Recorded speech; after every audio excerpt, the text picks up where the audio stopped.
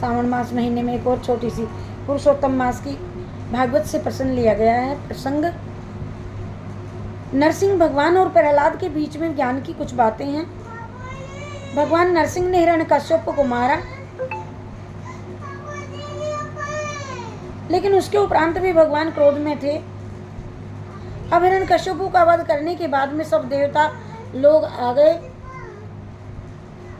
ब्रह्मा शंकर जी भी वहां पर आए, और तब नारद मुनि जी सबने कहा कि भाई भगवान नरसिंह अवतार लिए हैं, चलो उनकी स्तुति करते हैं, अभिनंदन करें, उनका धन्यवाद हमें करना चाहिए। सभी देवों ने मिलकर के कहा, इसलिए आप सब जाएं और उनके पास चलें। चलो, तो देवताओं ने पहले ही मना कर दिया, और देवताओं ने कहा कि अभी तो भगवान नरसिंह बड़े क्रोध में हैं, हमसे उनका ये क्रोध, ये स्वरूप देखा नहीं जा सकता। हम सब देवता उनके इस स्वरूप से भयभीत हैं, अतएव हम नहीं जाएंगे। तो कौन जाएगा, ये प्रश्न उठता है। तो बताओ कौन जाएगा। शंकर जी ने कहा कि महाराज, शंकर जी से जाकर के कहा कि आप ही जाइए, आप ही तो प्रलय करने वाले हैं। और सब शंकर जी ने कहा तब कि नहीं नहीं, मेरी तो हिम्मत नहीं हो रही, मैं नहीं जा सकता, मेरी हिम्मत नहीं हो रही। तब ब्रह्मा जी से कहा गया, ब्रह्मा जी आप ही जाइए, आप तो सृष्टि के रचयिता हैं, आप तो सृष्टि करते हैं, आपकी है दुनिया, आपके लिए ही तो आए हैं सब। ब्रह्मा जी कहते हैं वह तो ठीक है, लेकिन मैं तो नहीं जाऊंगा। तो फिर सब ने परामर्श किया कि अब लक्ष्मी जी को बुलाया जाए और उन्हीं को बुला करके भेजा जाए, क्योंकि नरसिंह भगवान विष्णु जी के अवतार हैं और विष्णु जी की अर्धांगिनी लक्ष्मी जी हैं। इनको देख करके हो सकता है नरसिंह भगवान का क्रोध कुछ कम हो जाए या उतर जाए और मुस्कुराहट वाला रूप आ जाएगा।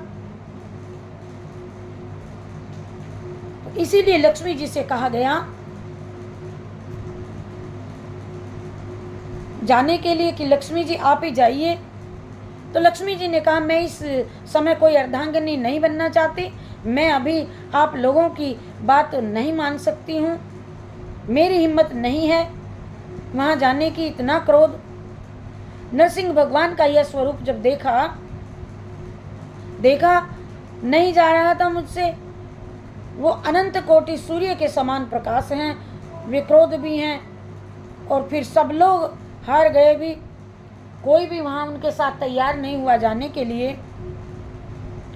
तब नारद जी ने एक तरकीब का सुझाव दिया और उन्होंने कहा कि देखो भाई, अब घपड़ सपड़ मत करो, तुम्हारा ये घपड़ सपड़ करना ठीक नहीं है। बड़ी बदनामी की बात है कि मृत्यु लोक में इतना बड़ा काम किया भगवान ने और कोई भी उनकी स्तुति ना करे।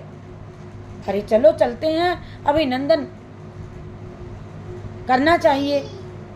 इसलिए नारद जी ने कहा कि प्रहलाद को भेजो। प्रहलाद के पास सब लोग गए और उन्होंने कहा कि बेटा, तुम्हारे पिता को मार करके नरसिंह भगवान खड़े हैं और तुम ही उनको शांत कीजिए, उनके पास जाओ ना जाओ। तो प्रहलाद जी को डर नहीं लगा और वे आराम से लेफ्ट राइट करते हुए पहुंच गए नरसिंह भगवान के पास में। और वह उसी वक्त वह प्रहलाद जी केवल 5-6 साल के ही थे। जब वे गए नरसिंह भगवान के पास तो भगवान का जो विराट स्वरूप, आंतों की माला पहन रखी थी, खून से लथपथ नाखून उनके, क्योंकि उन्होंने हिरण्यकश्यप को मारा था,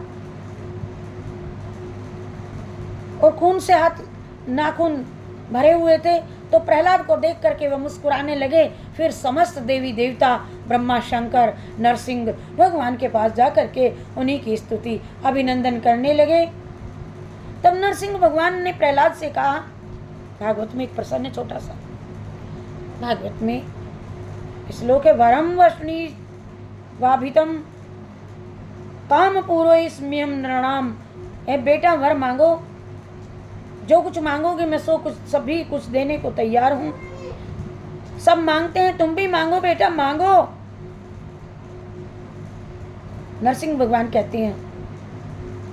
तब प्रहलाद ने मन ही मन कहा, अच्छा बेवकूफ बनाना शुरू हो गया, कहते हो वर मांगो। तब प्रहलाद ने कहा, ये भागवत का दूसरा प्रसंग है, देखिए। यस्त आशीष आशास्ते न स भृत्या सैवे वणी का। मांगना लेना देना होता है, मैं आपसे मांगू, आप मुझसे मांगी, ये तो एक बड़ा व्यापार हो गया। हे प्रभु, जो दास कुछ भी कामना लेकर के जाता है स्वामी के पास में, वो तो दास नहीं, अरे वो तो बढ़िया हो जाता है, व्यापारी। ऐसा व्यापार तो हमारे संसार में रोज रोज होता रहता है। अरे हमने 10 दिए और 10 की तुमने मिठाई दी, ये तो लेना देना हो गया। महाराज, ये तो व्यापार है, व्यापार। दास तो केवल दासता करता है। यदि दास्यसी में कामन विश्वरास्तुम वरद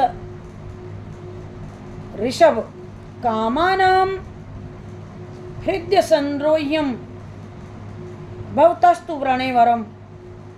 तो प्रहलाद जी कहते हैं भावार्थ में कि अगर प्रभु आप देना ही मुझे चाहते हैं और अगर आपकी आज्ञा ही है कि तो मुझे मानना पड़ेगा, तो ऐसा कोई आपका आदेश हो तो प्रभु ये वर दीजिए मुझे कि आपसे कुछ कभी मैं ना मांगूं। ऐसा मेरा अंतःकरण कर दीजिए कि मुझे आपसे भी कुछ ना लेना पड़े। मेरा अंतःकरण ऐसा कर दीजिए कि कभी मांगने की बुद्धि पैदा ही ना हो, वर्तमान में तो नहीं प्रभु, लेकिन आगे भी ना हो, ऐसा मुझे वर दे दीजिए। लेकिन क्योंकि मैं तो अकाम हूं, मैं तो सेवा चाहता हूं, मैं कुछ मांगने नहीं आया हूं, और वास्तविकता यही है कि आपको भी हमसे कुछ नहीं चाहिए। फिर आप मुझसे क्यों कहते हैं कि वर मांग वर मांग? प्रहलाद ने ये कहा। अब दूसरे भावार्थ में कहते हैं, इंद्रियाणि मनः प्राण आत्मा धर्मो धृतिर्मति ह्रीं श्री तेजः स्मृति सत्यम यस्य नश्यति जन्मना। प्रभु, हे प्रभु, ये कामना ऐसी बुरी चीज है। ये कामना ऐसी कामना हो गई तो इंद्रिय मन प्राण आत्मा धर्म धैर्य लज्जा श्री तेज सत्य सब नष्ट हो जाते हैं क्षण भर में। ये कामना की बीमारी मुझको नहीं है, इसलिए आप देना ही चाहते हैं तो मुझे ऐसा वर दीजिए कि मेरे अंदर कामना कभी भी पैदा ही ना हो। नरसिंह भगवान मुस्कुराने लगे और उन्होंने कहा कि ठीक है बेटा, जैसा तू चाहता है वैसा ही होगा। अब मेरी आज्ञा से सुन तू भागवत। तथापि मनवंतर में दत्रा देतेश्वराणा मनुभुंगक्षु भोगान। एक मनवंतर राज्य करो बेटा, और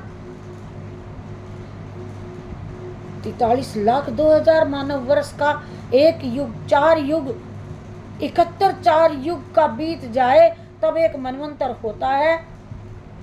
30 करोड़ 66,000 20,000 लाख मानव वर्ष के बराबर होता है। लगभग 30 करोड़ वर्ष तक राज्य करो, ये आज्ञा नरसिंह भगवान ने प्रहलाद को दी। ऐसा कहकर के भगवान अंतर्धान हो गए और सब लोगों ने कहा कि बोली नरसिंह भगवान की जय, बोलिए बांके बिहारी लाल की जय, बाल कृष्ण भगवान की, पुरुषोत्तम मास की जय, वीर बजरंग बली भगवान की जय, बोलिए नरसिंह भगवान, प्रहलाद भगवान की